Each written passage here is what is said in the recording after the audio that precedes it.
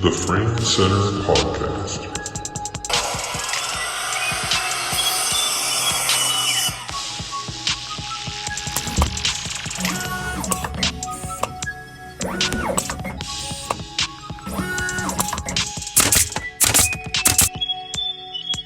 Okay, so welcome to the Frame Center Podcast. As promised, we've come back strong, starting 2023 off. And today, we're lucky enough to have Sally Dean come in and talk to us. Sally's got a show coming up next week. The 4th, it opens at the Dolphin in Hingham, and with a reception on the 9th. So we're pretty excited to talk to her. She's got very unique style to the area, and I think she's a pretty well-known artist. I think if you see some of her stuff, you probably would recognize it or have seen it somewhere else. So thanks for joining us, Sally. Thank you, Dave. Yeah. Thanks for squeezing us in.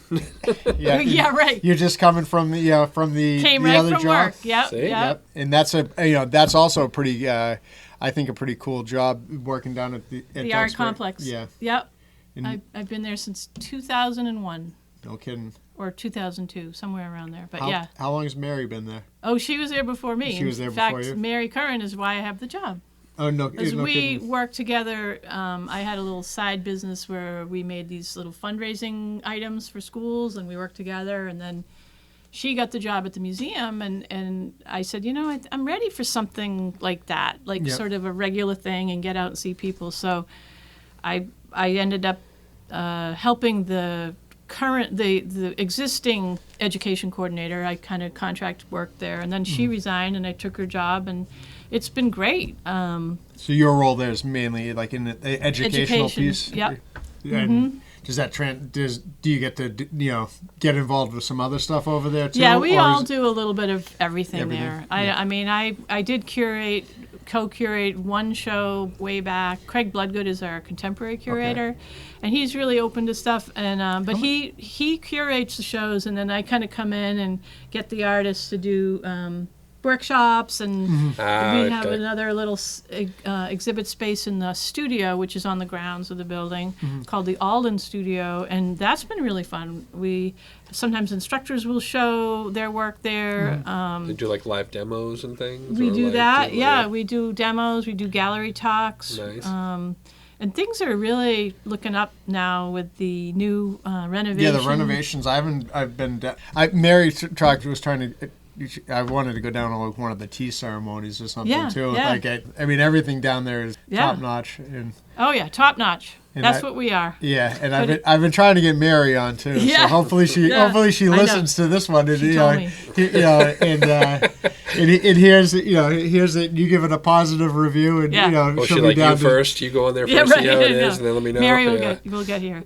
Well, all the podcasts I've listened to are great, and you guys are just really fun. I think it's fun. Yeah, I know this has always been great, and like it's always been a fun experience so far because everyone that comes in is people that we know and people that enjoy talking to, and now it's just kind of like, hey, these are fun conversations, and instead of just having the conversation downstairs, we're just recording it and letting other people in on it, and like giving them a little insight onto the to some of the artists. And I think even like Mary would be a lot of fun to have in and talk to, because I want to touch with the other end of it too, not just the making of the artwork, but the appreciating of it, and like the curating of it, or the the purchasing of it, and just the hanging in your house of it. Exactly. Yeah, this has become a good get to know you, so that you get familiar with those artists, and make people a little more comfortable with the buying and the what it goes into to make something. Like this. This isn't something you just make in an afternoon. No, I know, it's true. It takes, when somebody asks you how long did it take, it's like, well, it took me 5 hours plus 65 years of my life. Exactly, I mean, there's a lot of experience that goes in, and it's worth it. But pricing work is a challenge, and it's always the worst part of it. You wonder what the criteria is. Everyone has a different rule of thumb. Yep. Materials, time over this and that, size, right. Shipping. And you don't want to be too low, and you don't want to be too high. And I've sold a lot of things at really low prices that I feel good about because people have them in their homes. But as I've gone further, they've gone, a little bit higher, but they're still pretty reasonable. And, we've framed tons of the dogs. Yeah, the dogs. Were you doing like a dog a day for a while? I was. Was that a nice. was that a thing? I'm a self-challenge kind of junkie. I love challenges like that, but not like things that I decide to do for myself. If somebody else made me do it, I don't know if I'd want to do it. Yeah. But it was a 30-day like dog a day, and then I was putting them up online, and people were like, "Oh, can you do my dog and my dog?" Oh, sure, yeah. So I ended up doing like, I don't know, over 100, and then they kept coming, and it's kind of slacked off now. But I absolutely love doing the dogs, and it's at the South Shore Art Center right now this year in Cohasset, this academic year. Yep. I'm their artist in residence. It's a program they do every year. They have a different artist come. Marcia Ballou was the one last year, and then Karen Cass was one, and Jess Hurley Scott, who I don't. So definitely. I didn't realize that she had done. Yeah, she does the interesting stuff on plexiglass. Yeah, and the layered stuff. Yeah, we don't do a lot of framing for her. We have done some projects for her because her stuff are boxes. Right, right. So she did it for 3 years, actually, because she did it during COVID, and then she did a lot of outreach and going to the schools. But the school children come on Mondays to the Art Center, and I do a PowerPoint, and we talk about dogs. And I ask the kids, who loves dogs? Yeah, not a single hand who loves that art? Go up. Exactly, yeah. Get them all kind of going, and is that a big part of the residency there? So it's when I think of like an artist in residence, I kind of think of like you're like you're staying there, you're using the space to work, but it's really more. Yeah, it's kind of a loose term because I think of that too. Like you would go for a month and you'd live there and work as. Right. But this is more like every week one artist comes in and they spotlight that artist and they do the same program, same project over and over and over. So you really get to fine tune it. But that's kind of their program, the artist and residence program, and so I've really enjoyed it because the kids come in. And we often bring our dogs. Yep. And for a kid to get out of school and then see a dog, that sometimes is it's just is great. Yeah. My dog likes it. After about half an hour or so, he's ready to go hang out in the office. Corgi? Yeah, Corgi. I think I've seen a few pictures. Yeah, so Ricky came in here. Is that the most painted dog? Actually, he hardly gets painted. He's like, the mechanic's car doesn't run. You never paint your own dog. But right. I did do a demo on Zoom at North River during COVID with him, but. Anyway, we talk not only about dogs, they try to hit on a lot of the curriculum things like science and language. So what we do is we give the children, we talk about rescue dogs and animal shelters, and we ask the teachers to send them home a letter asking for food and items for the animal shelter. And every week my car is filled with this stuff, and I bring it over to the Marshfield Animal Shelter or the Situate Animal Shelter. And it's great. A lot of donations have been coming through that, and then we talk about genetics in dogs and how certain dogs can look different, and then they get a puppy that looks different, and it kind of. Oh, yeah. But then we get right to the art part, and we have the kids drawing, and they pick a picture of a rescue animal, and then there's usually a word that describes the dog, like friendly or loyal or shy. And they use that word and they illustrate it. So the artwork's phenomenal. And we give them just simple materials. They have a black piece of paper and Prismacolor pencils, which are really nice and soft. And the kids just love it.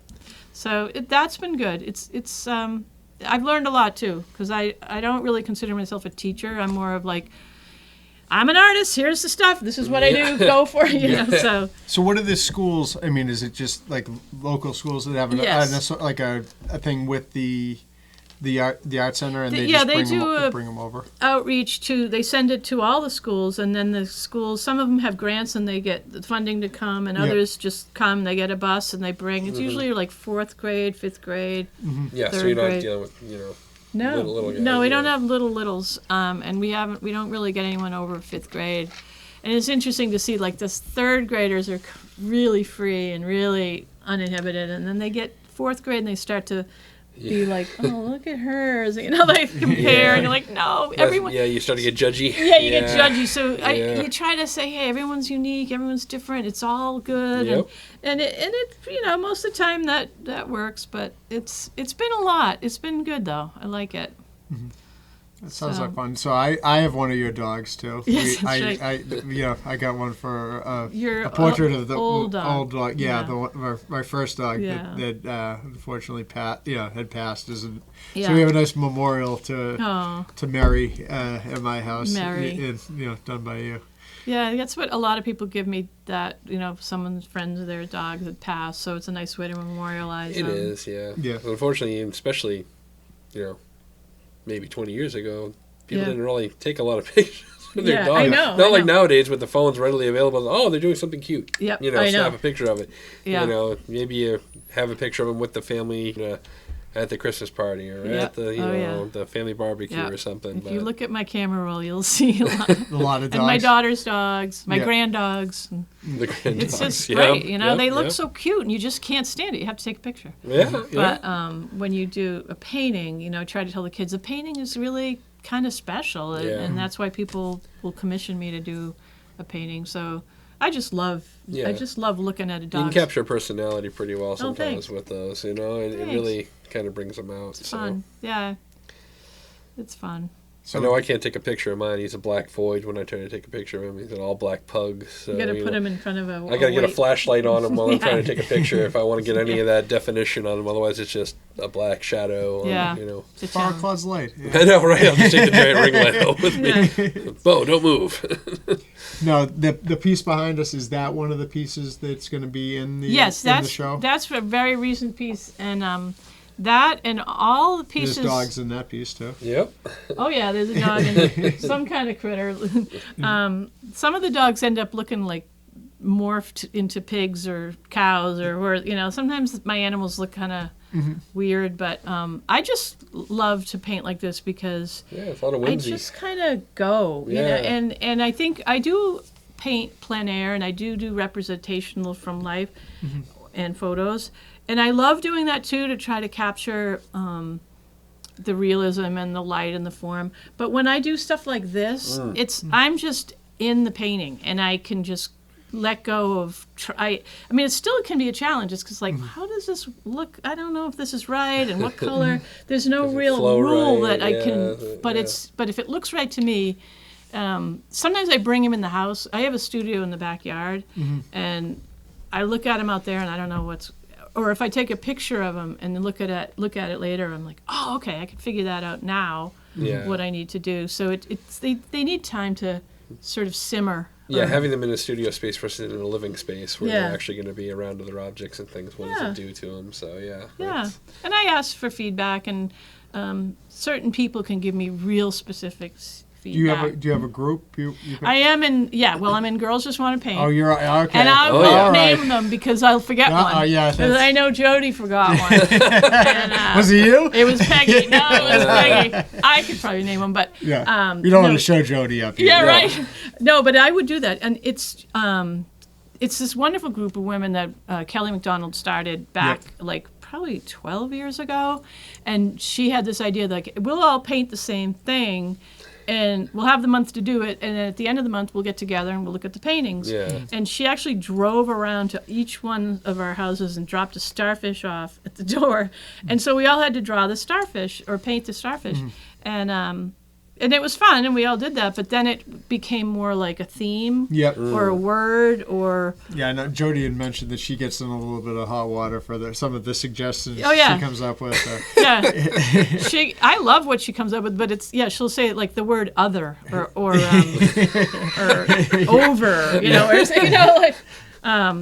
but over what? Left up to a little too much interpretation. Yeah, but it's really fun. Yeah. It's great, and you have the whole month to do it, and then we get together and we critique and we share a lot of information or color sense, and everyone's a little different in the group, so it's been really, really fun, and I feel I'm really lucky because I'm part of that group. Yep.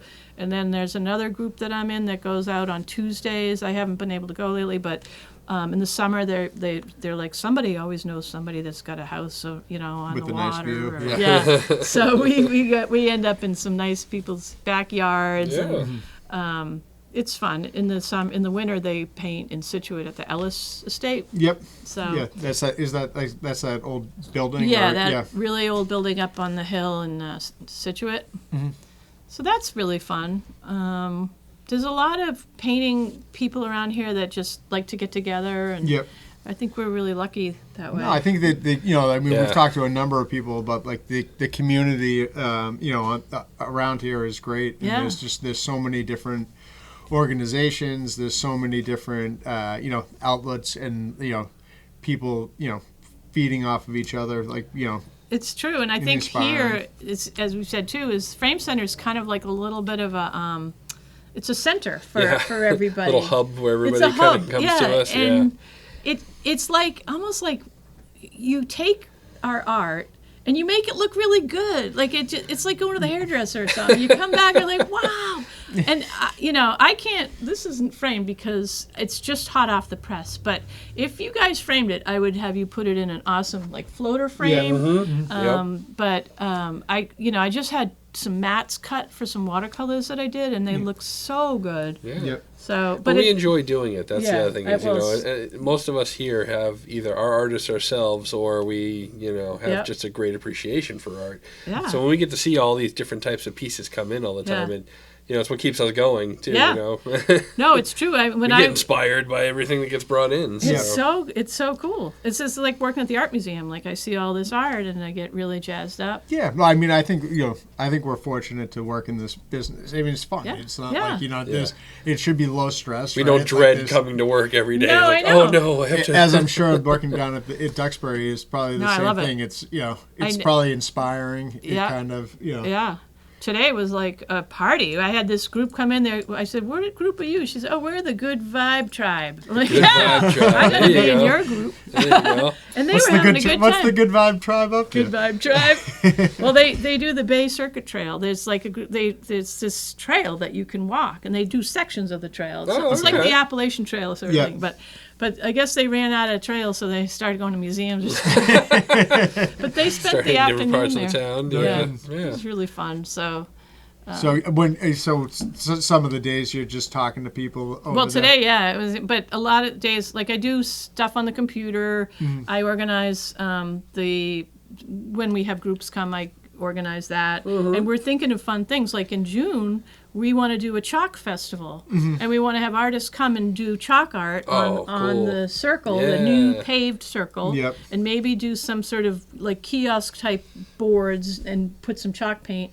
But see, now I'm thinking, well, we can get a rock band from the high school, and then maybe we get a food truck, and then I also make these giant parade puppets, so we're going to have those. So we're like. It's getting kind of big. It started with Chalk Fest, but we'll see. It's kind of you get the ball rolling. You got to see what sticks. You got to try everything. Have fun, And the museum, museum is just a place for people to come and enjoy stuff. I mean, how cool is that? Yeah, no, that's. And I have to thank the Weyerhaeuser family because they are it's free. I mean, it's a free. There's no donation. There's no membership, which some people might want to join, but it's a completely charitable organization just for people to enjoy.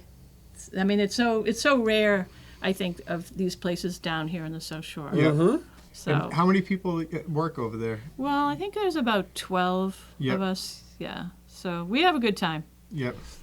It's really fun. Yeah. I mean, I would imagine it's a pretty artistic crew or like a good group. Now Maureen used to. Maureen, she left. She was great. But now we have Lori Ledoux, who's an artist, and she came on right when we reopened, and she's great. And they redid not only the gallery, they took the old library and they made it into what's called the Founders Room. So it gives the visitors a really nice overview of the Weyerhaeuser family and how this museum came to be. Is that where you were doing the henna a few years ago? That's right. I was in the live. Oh, you were at that. Yeah. Oh, so you had the. I was doing that was for the North River Arts Gala. I don't remember the event. It was. I just remember Jen went in the back. Oh, yeah. yeah. I got some henna at a different was it a different one? festival. I never looked up from doing that. But I just remember being in that library type of setting, and you were plugging away at people's heads. That's a lot of detail work. Yeah. Yeah, I forgot all about that. Yeah, that was a North River event. That was North River's 50th gala, and they had it at the museum.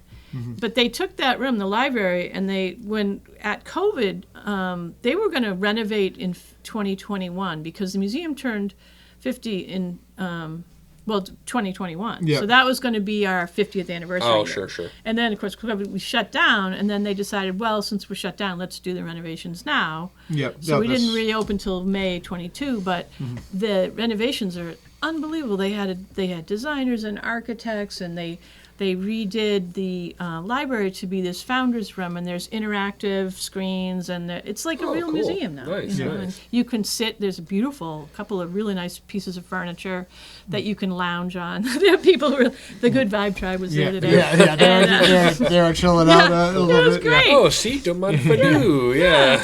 But it's fun, and there's some video. Like we have the tea ceremony, and unfortunately, you can't really access that except for 3 times a year. So they made this beautiful section that shows some of the collection of Japanese ceramics, a scroll, and then there's a video with a 3-minute tea ceremony sort of overview, so you can see the tea ceremony, the tea house, and just that whole Zen thing. What's the connection to that? Is that just something that the family was really into? They did, yeah. The family was very into. I hope my history's right here, but they were really into traveling, and they loved Japan, and they went to Kyoto and bought this tea house in the 70s, and they had it packed up. It's a presentation tea house, so normally it would be all closed with this tiny little door that you have to crawl in. The samurais had to leave their swords out so they could crawl in, and but this was a presentation hut so that they could open it, and they had to get a Japanese craftsman to put it together because there's no nails in the construction. It's a completely tongue and groove. Yeah, it's all joined. Yeah, joinery. Yeah. And it's absolutely beautiful, but it's fragile. I think originally they wanted it to be in the museum, but it didn't really fit in the museum. So they built a garage so that when they open it up and it sits in the garden, it's really beautiful. Just looking at it, you just feel yourself calm, because it's so simple and beautiful. So we used to do, a lot of school groups would come and take part in that, but unfortunately their curriculum changed and it doesn't work for them to come. So we're kind of hoping to get that back, but the tea ceremonies have been really popular. So that's influenced my own work too. Learning now how to mount scrolls and using rice paste and mulberry paper, and I've never really did that stuff, but my job has really inspired me to go in that direction a little more. So well, that's great that you're learning something from it too. That you're getting something to add to your own repertoire of Yeah, absolutely. I mean, we're a lot of printmaking.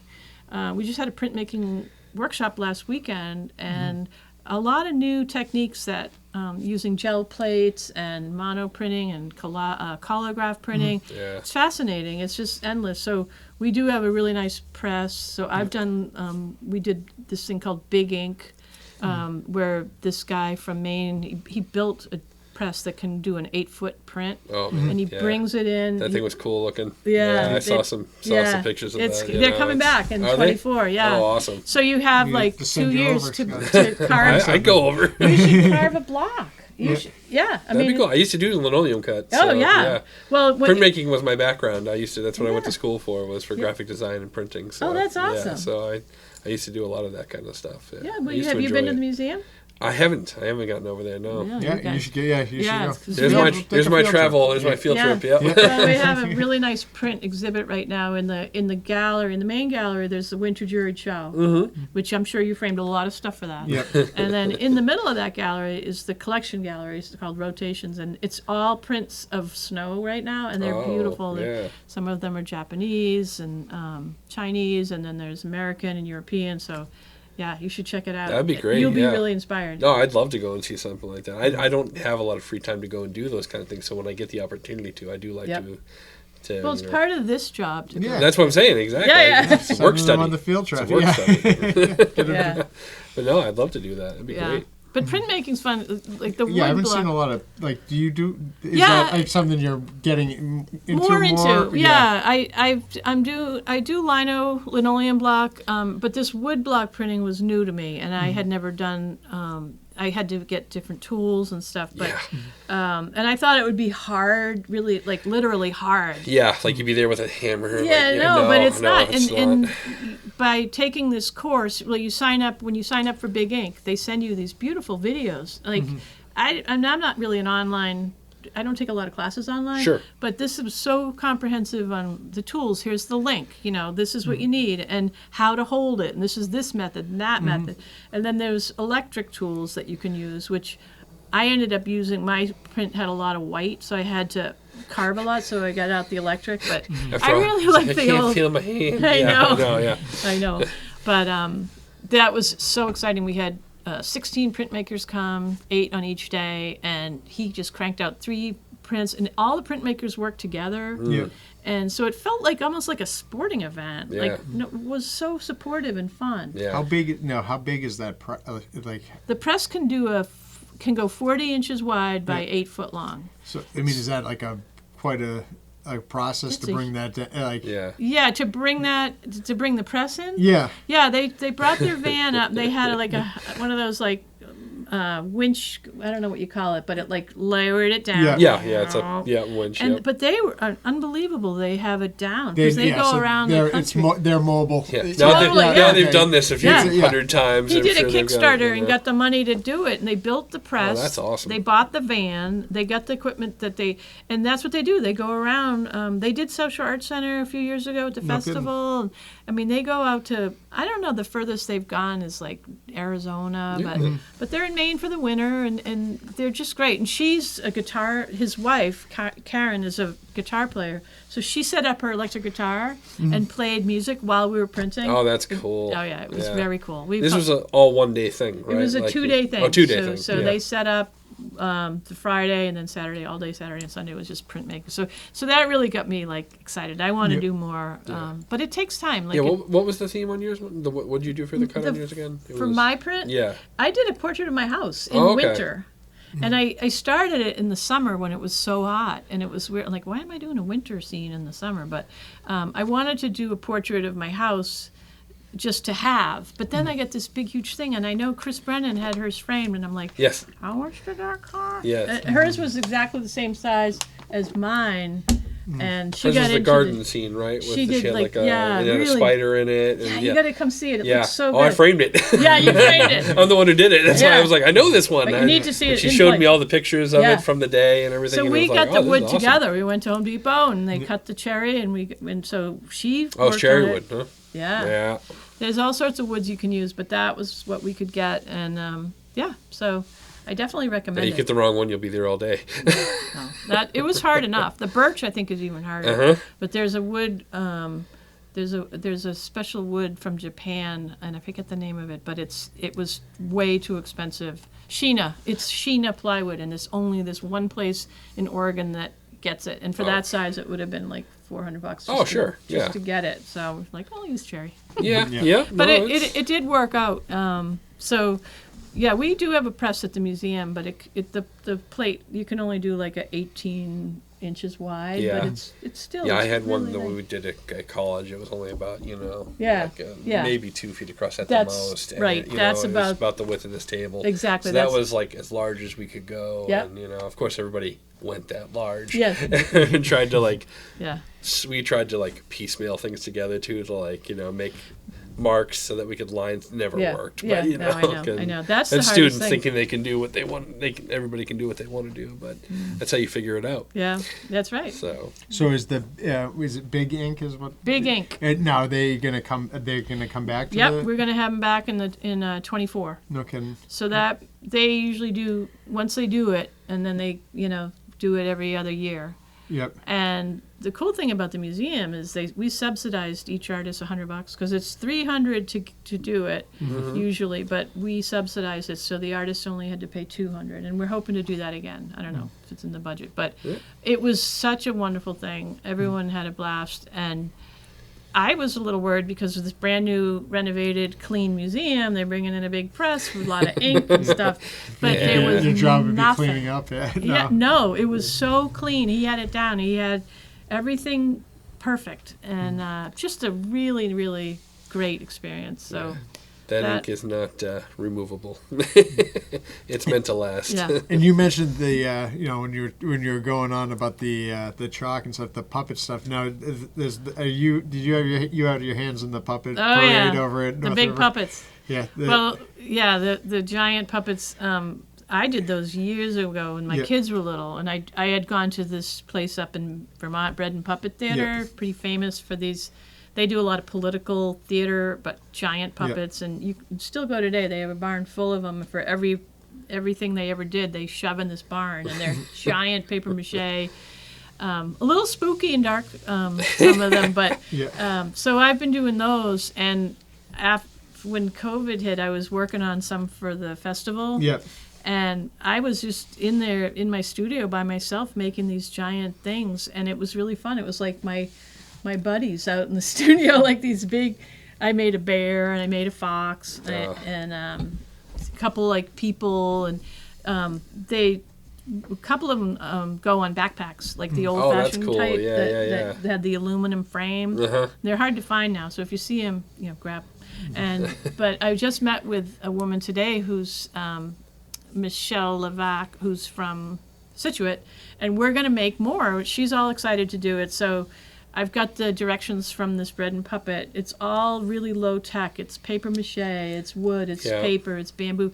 The trick is to make it really light and to be able to walk around with them. But that's the thing, it weighs so much. I used to make a lot of that kind of scenery stuff for like Halloween displays in my house and things like that, because I used to work at a party store, so I'd have. Well, I remember you from AC Moore. Exactly. So I'd have that, and before that I was at Home Depot, so I was always had access to the supplies and the chicken wire and the things, and then to frame it all out. That's and so fun. Expanding foam, and so that you can reinforce it and have it be lightweight but rigid. And then you can cut away and sculpt at it and do stuff. So.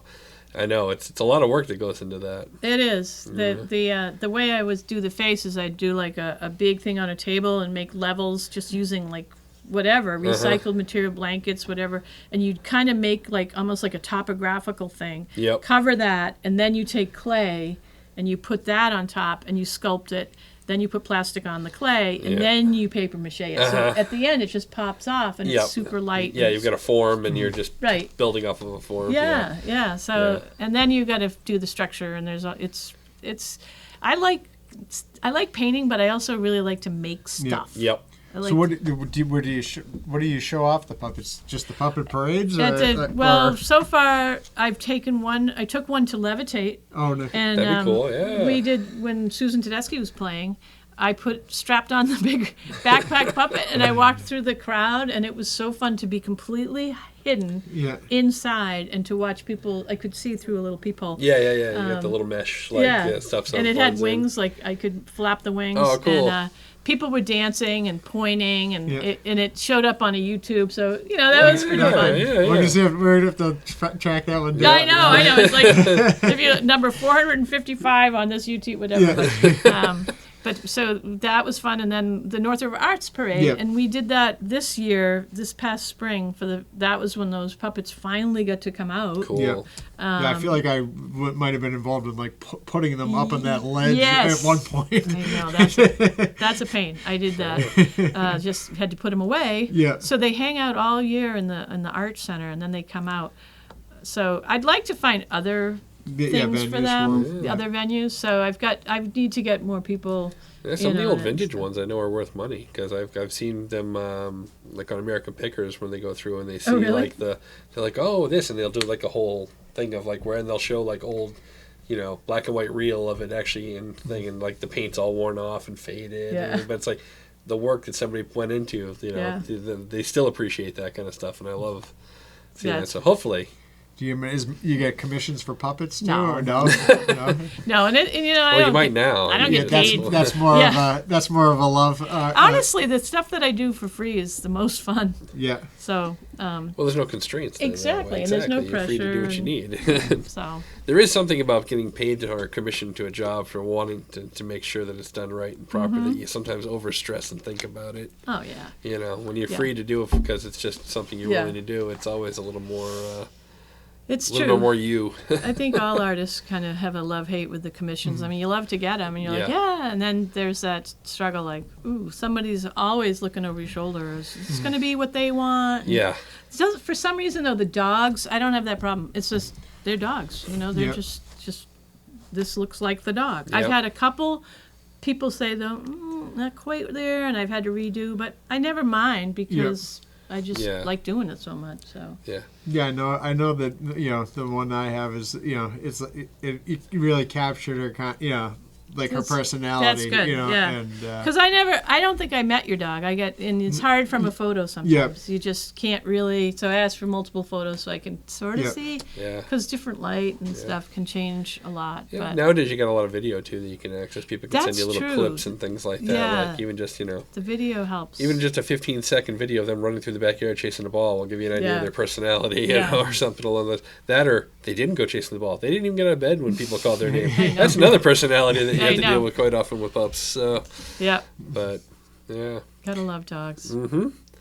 We have many of them here, and they're featured quite frequently in our. Yeah, I remember you used to have dogs all around the gallery. That was a big thing back then. We still have people come in asking for those every on occasion. I saw one recently in someone's house. I said, "You must have got that at the Frame Center because they were very unique." Yeah, I think there was like all the breeds. Yeah. Some of the breeds went faster than others. Yeah. A lot of labs. A lot of labs sold. I think some of the last ones went out for get a really good deal on them because they weren't as popular breeds. $5 specials, But everyone's those ones were popular. Everyone loves dogs. Right? Everyone loves dogs. I think so. If they don't, then do you do an occasional cat? Cats are good too. Love cats. Yeah. Do you do cat portraits? I do. I know you picked up a cat portrait. I picked up. Oh, that is that wool painting by Betty. Betty Green. Love that. Somebody else just brought in two of them this afternoon to get framed again. And I was like, wait a second, I know those. She's going to do a workshop at the museum in March. Yeah, so I'm plugging that. She was worried nobody was going to like her work. That was the one that was the most fought over. Yeah, right. I know. After your name went on that, so many people wanted it. They're like, well, what if we offer more? I'm like, no. That's not how it works. No, it was so realistic, that cat. Yeah, I thought it was I walked past it like twice and like I thought it was a photograph. Yeah. And then I get up to it like light 3-dimensional felting. Yeah, it's great. She strips down the feathers to make the quills. The use. Oh, is that what she does? Those are feathers. I was hoping it wasn't like from a cat. No.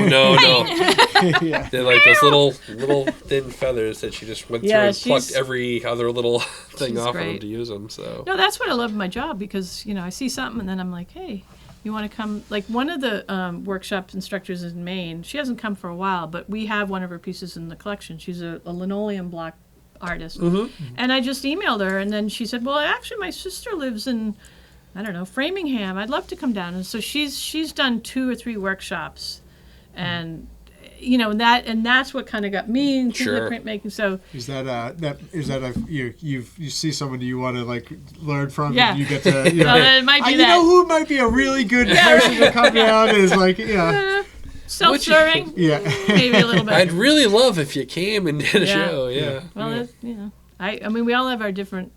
No, that's great. Yeah. So it's great. And the challenges, like there's a 100-day challenge coming up. And I did it last year. It was like February, I think it started February 13th, and it was, that kind of time of year where you're like, and what do I do? What do I do? So I thought, I'll do this. And I love, for some reason, to have some focus. And I didn't really pick a theme, but I took all my watercolor paper and made 5-inch squares and had it all ready, and I had my paint ready, and then I just decided to start and see where it took me. And what it ended up being was just a painting every day of the day before. something that caught my eye, something that was memorable, or it might just be a flower or whatever. But I would do a lot from memory. So like, I went to a garden center, I saw a cat, so I just made it up, and it was really fun. And I got all the 100 paintings. I put them all on Instagram. Sally Dean Art is my Instagram thing.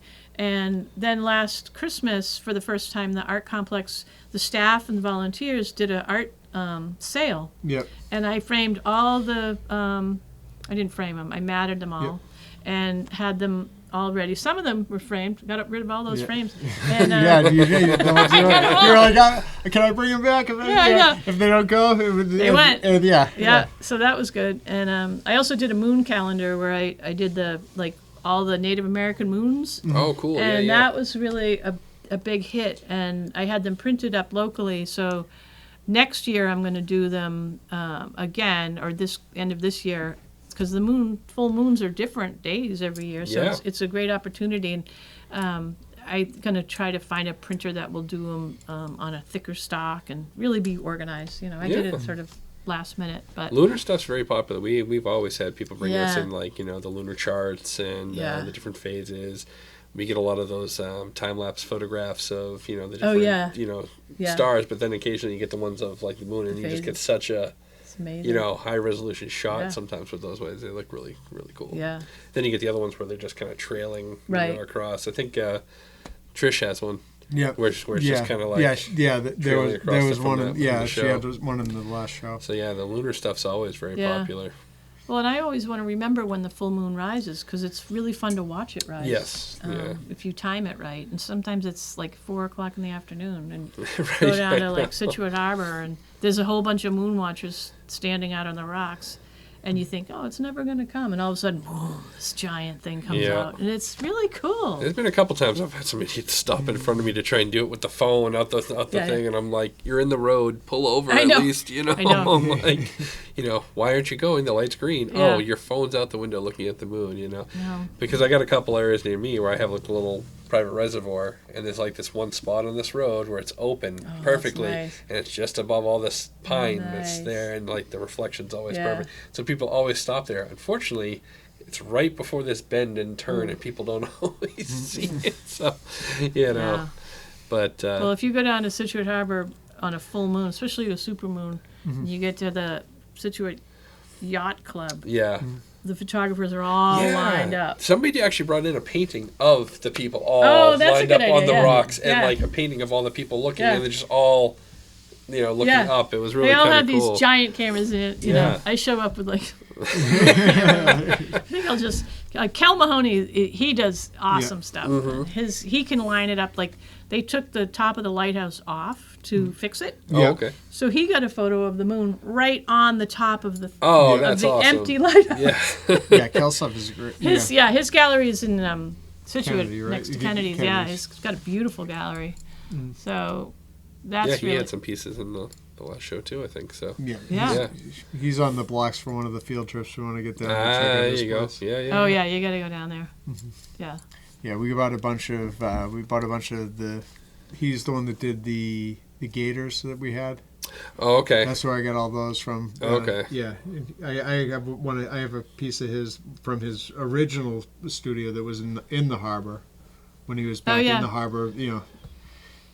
He does some interesting stuff. Doesn't use a lot of frames. He uses alternative stuff, driftwood, and he prints on metal. The piece I have. Yeah, the piece I have of his is on metal, and then it's on standoffs onto like a giant piece of wood. It's like a really interesting piece. Yeah, not framed and it's hanging in my house. So okay, that means I must have. Yeah. Well, my husband builds a lot of my frames too, and they're. It's always handy to have someone around who can help with that kind of stuff. Yeah, I have two of your pieces that Jen had bought. She bought them from a yoga studio, Darlene Bradley's. Yeah, that's right. And they're framed in my husband's frames. They got the what I don't know what that's called, like the pegs. That was before he bought. We got this special thing that did I don't know what you call it, almost like a biscuit thing. Oh, the biscuit joiners. Yep. He's been My husband plays pickleball now a lot, so Yeah, he's less framing. not so much he's framing. really competitive pickleball. He loves Taking it. another. Yeah, we've heard many a pickleball story in It's here. great. So. It's great. Yeah. So the show that's coming up, what's the name? What's the The name of it? Yeah. It's theme. called Reimagining. reimagining? Yep. Okay. So everything's kind of like it's recycling this work that I did so many years ago, and I have all the journals from forever, really. So reimagining. So it's all stuff that you done years ago. Yeah, and it's then all now based on, and then Yep. I look at it, and then I go And then from you there. do something new from Yeah, I do that. something Yeah. new. So I'm sort of imagining Yeah. it. And some of them are literally just doodles. Like I'll do, and I think a lot of it back then, before the cell phone, I was just bored. I just always had to draw. I couldn't stand not doing something. Yeah. And it is kind of a shame that the phone has kind of, But I've learned a lot on YouTube. Yeah. Yeah. YouTube is a very valuable tool It for is. that kind of It thing. is a valuable. But do you find like now going back through these and then reworking them, does it trigger the memory of when you did Yeah. the doodle? Uh-huh. Yep. Because it's a mystery, and I've got pictures of people, and I'm like, who was that? And, or they might have an address, and so. Did you write down notes and a lot of the stuff? Some of them too? I have notes, yeah. Yeah. And some of them I journaled, and then some of them I'm like, I better get rid of this because I don't want anyone to read this. How many of those Oh. sketchbooks do you have just filled with stuff? Probably like 150 or so. kidding. I mean, and they're all jammed in my studio, Yep. and I've got so many. Wow. And how many awesome, did you end up going through to like select Oh, the a lot. pieces? And there's a lot still. I just saw another like whole cubicle that I haven't gone through yet. But do you take pages out of any of No, them? Do you want that's- to leave them intact? I No, leave them because I mean it's like intact, a yeah. work of art. well, but then I some thought of it- originally, if I do a nice thing, I'll slice it out and frame it, and it ends up the journal itself is the art, and Yeah. Yeah. I It haven't becomes really. less whole when you do that. Yeah. But now I can actually take a photo of it. And, Yeah. And so that's cool. But the journals, and it's funny because almost every single one when I go through, there's usually about 10 pages at the end that I don't do. Like I can't finish it. Yeah, so yeah. And I think that's a waste. I should just cut those out. But Yeah. but that's just there's something about a new journal. And sometimes you get a journal That and first it's like crease of the not book. right. Like Yeah. it just doesn't feel right, and you never can. And then you get another one and it just is right. I don't know why. Certain ones. These are the old, black bound. This one's got duct tape. It's been through a lot. Yeah. That must be something just to even, you should set up a camera and just like, Flip do a through. YouTube video. Yeah. YouTube, say 150 of them, just a flip through and just like to show the sketches and the Well, process. that's on my list to really like set up a nice place to photograph and do that because they get buried. You'd never see them again. Oh, sure. And if you could see it on a YouTube, it would be cool. Yeah, I found an old portfolio from college that I hadn't seen in years, like buried behind a bureau and stuff in nice. the attic. And I took it out. I'm like, oh my god, what's this? And I'm like going through. I'm like, oh, this is the thing I brought around to my colleges when I was trying to get into college. Where did you go? I went to Massasoit. Cool. Yeah, that's where I ended up going anyway. Yeah, That's what I could afford at the time. it's a good school. But I went through that for Yeah. several years before it just became something I couldn't financially afford and went to work. But all in all, it gave me all the stuff I need to know for working here. So I never look at it as a wasted opportunity. Never. It was always Never. there's bad times about it from everything. The crunch of trying to get things done for finals and a few things along those lines. But most of the time was great. So. And you were at the museum school yourself? Yeah, I went to museum school. Yeah. I took classes there. Did you really? Yeah, Oh, did you? I used to take I never formally went to any I schools. think I but heard you talking with Rita Burkins Yeah. about that. Yeah. Yeah, no, I mean it was a fun place. I lived around the corner, Yeah. so I used to take yeah. classes there at night. Yeah. But yeah, I mean, and then I took classes there a few years ago just because I was wanting to, it just as like an inspiration thing. You know what I mean? I took like a fun like a color theory class. Mm-hmm. That was probably like a number of years ago, but now it's tough too because like the kids are at an age where it's like You'll get the time. yeah. I mean, I work- feel like it's who I took at this where I missed Chris Brennan. Oh, I yeah. took a class at the museum school at night. She would it was part of a program there Right. that she graduated from. That was where I first met her. That's so cool. I was in Didn't the she class end up with- working here? Too? She did work here for Yeah. a while, yeah. Yes, it's a small world here. Yeah, no, it is. She's a good I mean, friend. I was just in a, I think, I'm not a student. I'm not, finding time for things is tough. Yeah. But, she was in the class that I took. That was, it's funny. I forget about that. Where is the museum school? It's right behind the MFA, right across the street. Oh, okay. The Fenway. Yeah, okay. Yeah. I took another class there that was really cool, where we basically just went over to the teacher brought us over to the The MFA. I think it was a Wednesday night because it was also like the night the drawing or the. we just went in and like looked at pieces and then we'd go back and talk about them. Nice. It was interesting. I think that was my favorite thing about going to museum school is like every day I would go into the MFA and just wander around. Yeah. I never got to do like the old master class where you set up in front of the. I don't even think they let you do that anymore, but I still love to go in there and bring a sketchbook, and you can get like a folding stool. You can go down into the basement where it's really quiet. And Really? It's just the best museum. I love it. Yeah, it's not. Don't get in there much, but plan to. Yeah. You think being an alumni of the school, you'd I know. Yeah. I keep waiting for the day my kid's going to bring home the thing where they're saying like, "Oh, we're going to the MFA. Oh, need chaperones." Yeah, exactly. Yeah. It's like, where are the kids? I don't know. I'm looking at this painting. Hold on. Yeah, right. Yeah. No, it's a wonderful, and the Gardner Museum is so great too. Yeah, the garden was another You know, gem. a good perk of working at a museum is I get to go into all those museums for free. So Yeah. I could go into the Gardner for 15 minutes and just breathe in the mossy go. air. But I haven't gone into Boston nearly at all since COVID. I got to get out of my. Yeah. But it's so nice to be home too. So. Yeah. Yeah, I'm planning a trip with Rita to go to the museum. Yeah. I gotta nail down the dates on that, just because her. Do you know Rita? Yeah. Just with the spirit art. Yeah, like I love that. Yeah, I think that's fascinating. I would love to be at one of those events where she does the spirit drawing. Yeah, just to see how it. I just want to see how she interprets some stuff and talk to her about looking at pieces with her, just because I feel like it's.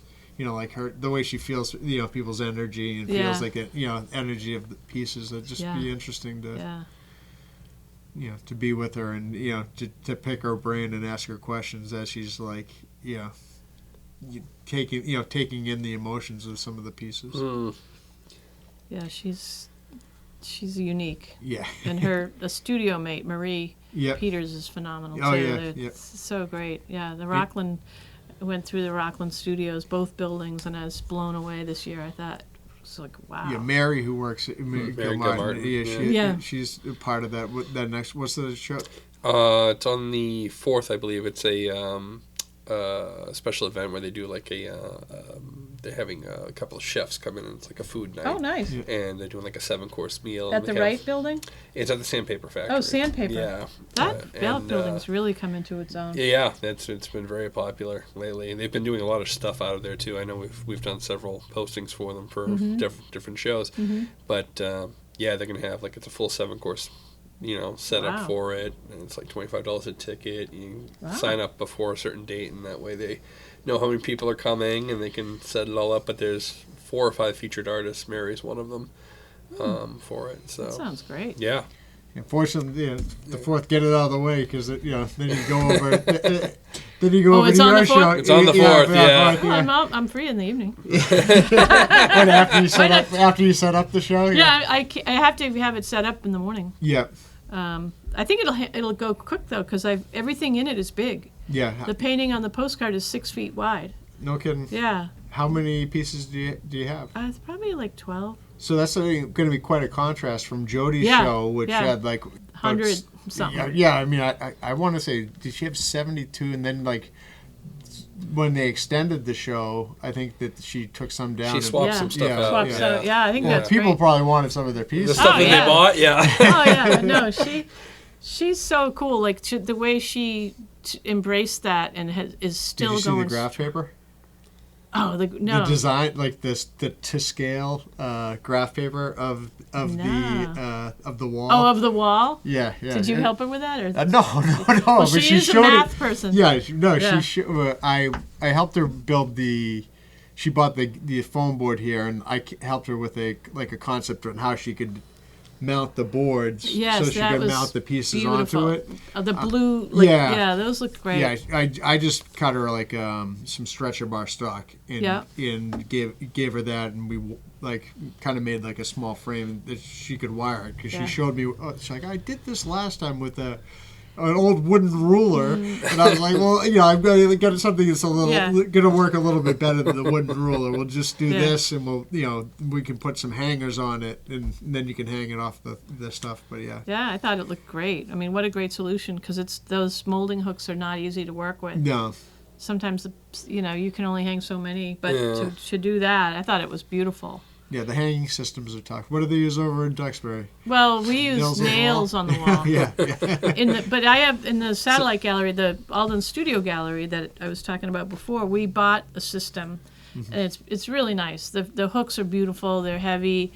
In fact, we just installed one in the museum, and the cables are clear, but it's tricky. Like, we use those D-rings that, so you can put 2 hooks in there, and if the hooks are positioned right, they'll hang right. But it's a little tricky, but it's nice because you don't have to damage the wall, and you can move. Yeah, exactly. You can move, reposition. Yeah, I mean, there's no other way at the Hingham, but I think it looks nicer when there's nails on the wall. Personally, like that's what we do. But we have Jerome. That, we have on-site repair. He comes by and doing some it looks so good. Work for us. I know. I can't wait to spare gallons of paint out back that we can match everything up to. Yeah, I know. In my house, there's holes in the wall. Nobody fixes them but me, so we get time to. So 12. Yeah. So going from her 72 to your 12 is going to be. It'll be. It's going to be a different look for I those. think it'll be quick. Are they mostly pieces in size to this, or you have a variety of? I've got 2. Well, no, I've got a couple this size. I've got the 6-foot one. I got 3 20 by 20s. I got 2 sculptural pieces that are just figures that are like 3.5 feet tall, and then the 2 big watercolors that are framed. So I'm not even sure how many I have. I gotta go through, and I also want to do some labels that show the sketches, so they see the origin of some of these, and maybe a little bit of a description of the process and how I did these sketches. And someone said I should even like frame one of the books, like put it in a box. I'm thinking that, like, you see the sketchbooks in the museum, some of the museums too, like in like a case. Yeah. If I could do it, you can always do the ones that you can open them up and take it back out, so it's not permanently in there. Problem, I could. The problem is it's in the library, and there's no one really watching, so you can't really have it be. So. Yeah, you could probably do like a plexi box or something like that, or if you had it on a pedestal and put something over it. But I mean, I think in theory someone could probably just tip it over, but I think it would be a little. I think if it's in something, it would probably. People probably wouldn't be messing around with it. I think we did the one that we had for that book that we did before. It was like on a slant in the thing where it had like a ledge to keep it from sliding forward, did a build up around it, and then everything opened from the back, so you could take it, like, once on the wall, looks like it's permanently framed, but you could take it off and like the back opened up, and you could remove the book and see it just had on like a wedge. I'll find a sketchbook and bring it in, have you guys do that. Yeah, I mean, I think that would be like especially since. I mean, you maybe you should bring a few for like the opening reception on the 9th.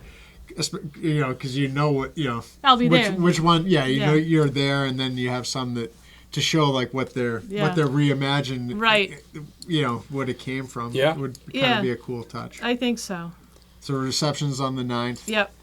5:30 to 7:30. Gonna bring in a big crowd. Oh yeah. Who knows? Yeah.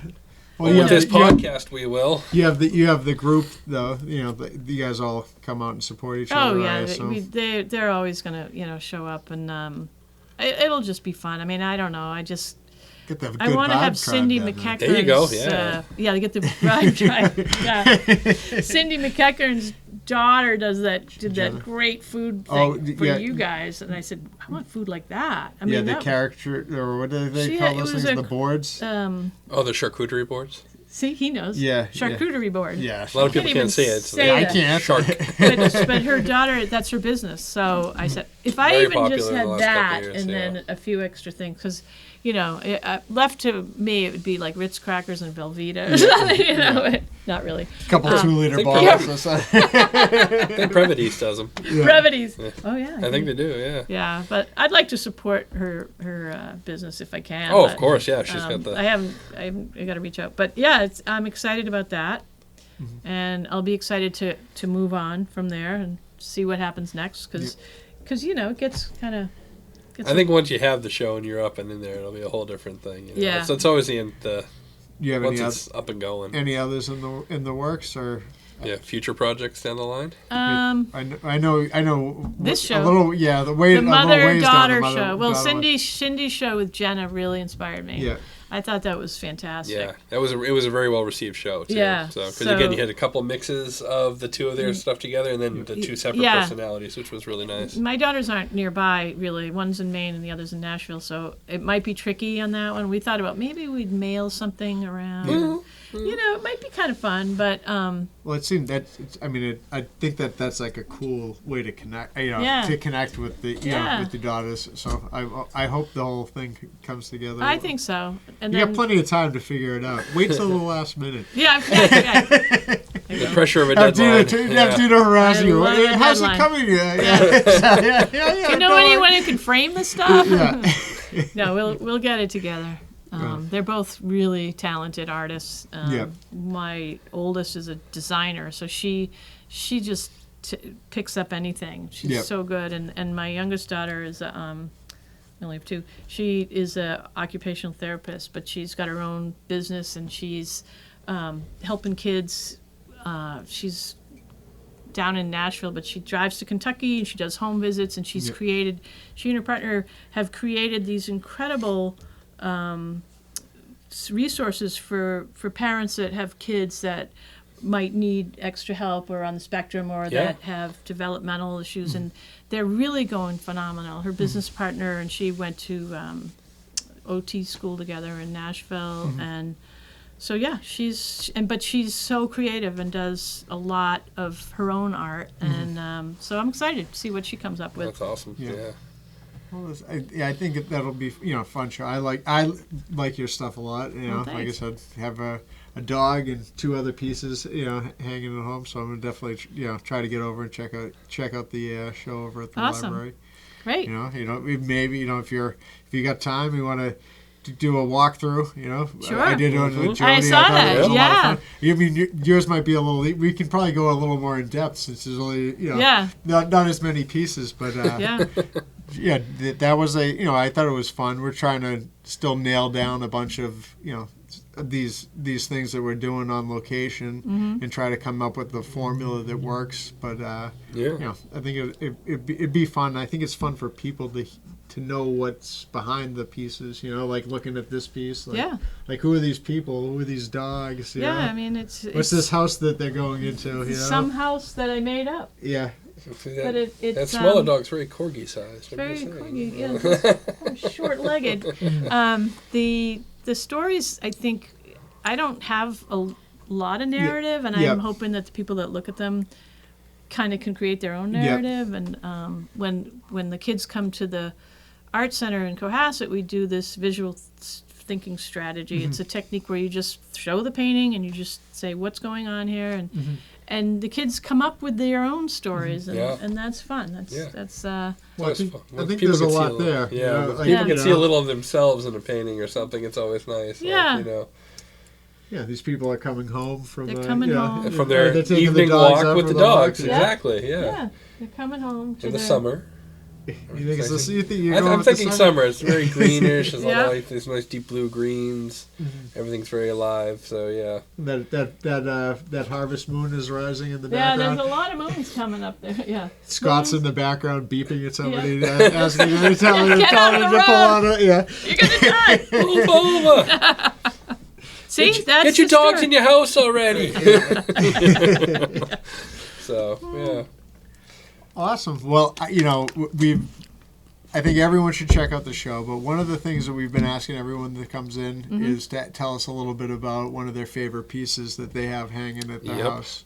The what's on your wall. Put you on the spot. We're going to ask you to of other artists? It could be your own. Could be, Just something and it could be, and you don't have to commit to it being your favorite piece, because I think what we've come to find is that most people that that create art, and most people that really appreciate it, there is like one significant piece, but there's always rivals, or there's it might be your favorite today, but the one next door, the one down the hall might be your favorite.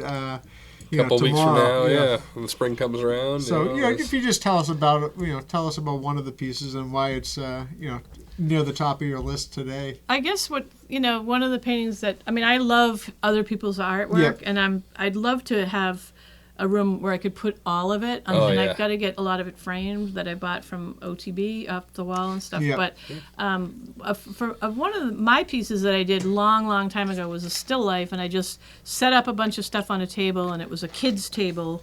So I was looking down, and I just painted like fruit and flowers, and it's just colorful, but it was kind of a breakthrough painting for me, because I really felt myself kind of loosen up. I was looking at something, but I just kind of let it happen, and I totally messed up the perspective, but I finished it anyway, and I hung it, and that's what I like the most about it, because it's not real. And if you look at some of Cezanne, not to compare myself with Cezanne, but the perspective isn't right, and it's okay, So I think that green light for me was just let it happen and enjoy the process, and in the end, I like it. So, but I do have a lot of stuff. I've done a lot of mosaic stuff, and a lot of time goes into those. Cool, so I enjoy those. Is that the Alice's House piece? Or is that a mosaic? No, that's a painting. Actually, that will be in the show. The mosaic. I was going to do one for them, and it ended up.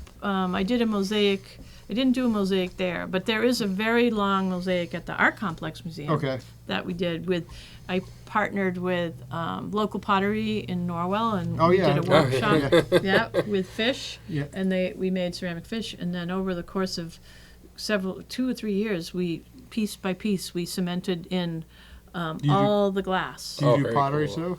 I do. I do some clay, not so much lately, but definitely have done anything. I love fibers. I love to do. I just like texture. To do stuff. So I bought a bunch of one of the days I was just like, this is ridiculous. We have these things. So I bought a bunch of mugs, and a couple glasses just to keep the pens and stuff like that. Because I feel like the wire it's mesh baskets that we had. It just has a nicer feel to it. There's nothing more beautiful than a handmade pottery mug. Yeah, she has some great gorgeous, stuff over there. The blended glazes and all the detail cuts. I love it. You had something at Alice's house too. Were you involved over there? Yeah, I involved with getting. I asked a lot of the artists, a lot of the local artists that and people were so happy to donate. Rita and Donna and Liz Sullivan. And so Alice's house is it's a respite house in Hummerock, and it's filled with original art. Beautiful. My wife has done some workshops over there. Like she does yoga, they do retreats and stuff like that. Okay. And they've done used that facility too. So. It's beautiful. It's a shame that the old one burnt down, but the new one is beautiful. And I just actually one of the paintings that's going to be in my show I did at Alice's house. I started it there. Janet, I just was there for a day, and I up on the 3rd floor. There's a table, and it's just a table and a window, and the ocean right out there. Oh, sure, yeah. Oh man, that was special. So I feel really lucky. I'll do anything to help. I think it's such a wonderful organization. It is, yeah. People have found a lot of healing in that spot. So. Yeah, we've had a couple people come in here who was family that have been through there. So it's. Yeah, it's unique. So Janet Gibson, she's an amazing person, good friend. So, really lucky. Yeah, well, awesome. Do you have another piece, maybe somebody else's that you got hanging at the house, or is that going to put you on the spot too much to pick a favorite? Like Nancy Colella, I have some of her stuff. She's just amazing. I have a beautiful Peggy Bruno. Jody gave me a painting from Maine. oh gosh, I have Becky Halecki, and the latest one that I got here, that Betty Green. Every time I walk by, I go, "There's a cat in the box. Let him out." It is very realistic. It is very realistic. No, I can't. I mean, I love that artists support each other, and I'm not a competitive soul at all. So, jury shows are tough. It is a nice outlet to show your piece. Yeah, but sometimes maybe if you take yourself out of the mix, you can enjoy it more. Yeah. You won't be like, well, she got in. I didn't get in. Yeah, so you never want to feel that way. You don't want to feel, but then that's just the way it is, And then, like the winter jury, they got over 800 entries, and they only could take 80. So. Well, that's the thing. Are you allowed to enter that one? Yeah, sure. Well, I didn't know, if they... Well, it's probably not the best idea, because then you go to work and you're like, damn, why didn't I get in? Yeah. But I think it's, you do have to have kind of thick skin when you're an artist, because... And there's always going to be somebody that you think is better than you, but I think to really be authentic to yourself and to just realize and I think this is what my show is about, is like going back and like, I did this then and I'm doing it now and that's who I am. And it took me this long to get to realize that. But, tomorrow I might want to do something totally different. Yeah. The summertime, I love taking oil paint, going out on location. Yeah. It's not really my best stuff, but I don't care. I have a good time. Exactly. And that's the whole thing. It's so fun. It's so meditative. When it becomes a chore, nobody wants to do chores. No chore. But when you can have fun and fool around, sometimes you get some really nice stuff out of it. So true. Well, awesome. I think it was great having you here. Yeah, it was great talk. Maybe we'll have you pop back in quickly when we have the mother-daughter show. Oh, yeah. The mother-daughters. Yeah, I don't know if the daughters can be here, but I could be here. Maybe we'll get them on. Maybe by then we'll be at the stage of the podcast where we have. Them zoom in. Zoom in. Some Zoom calls. We could record them. That would be fun. Yeah, we can get them to see the show through the Zoom, or have you. I got the phone option on here. We can always plug the phone in and do just it. Oh yeah. So that's never a problem. Be good. No, I think they might have. Yeah, it might be a fun. It might be a fun thing just to Yeah. See if we can get them to tell some stories about you. Yeah, right. Awesome. Yeah, well, thank we'll you just keep the phone out of your reach, so there's no hassle hitting the mute button there. Well, it's our our pleasure to have you. Thank you for coming on. And, You're welcome. Thank you. It's always I always enjoy saying hello and talking to you when you. Oh, when likewise. you're in the It's store. always nice to see both of you. And this, like I said, this place is like the melting pot of all the artists in So Sure, and it's a friendly frame center. We appreciate that. We really send everybody here. It's like, this is the place to go. Yeah, maybe we'll try to get Scott down to I'd love it. Duxbury. That'd be awesome. Yeah, for something we will get the details on these with these artists. How you can get involved for Big Ink. Yeah. It'd be kind of cool. I'd be into it. Okay. Yeah, it'd be awesome. Right. Yeah. Awesome. Well, you can find Sally's stuff at Sally Dean Art on Instagram. Yep. Maybe for now we won't worry about a website. Not, Instagram, yeah, easy. Instagram or Sally Dean Designs on Facebook, but I post on Instagram and it just goes to Facebook. So. Yeah, it does the auto post. Yeah. So awesome. It's been working for me. Hey, we do have the blog. The Girls Just Want to Paint Blogspot blog. And it's fun to see all the gals every month. We have a theme. Actually, the end of the month is coming up. I better get to it. There's that deadline. I saw the blog because Jody wrote. She had a quick blog about coming on for the podcast. So I got to reach out to her and see if I can. See if she won't mind us repurposing it on our blog. No, not at all. Right, Yeah, that'd be great. Awesome. Well, thanks so much, Sally, and continued success. Hopefully, we'll get down to the museum, the Duxbury, and maybe we'll figure out a way for to get some more involvement between the Frame Center and the art complex. Absolutely. Yeah, that'd be great. Yeah. So. Yeah. Awesome. All right. Well, I want to thank everybody for listening tonight, and we'll see you next time. All right. See ya.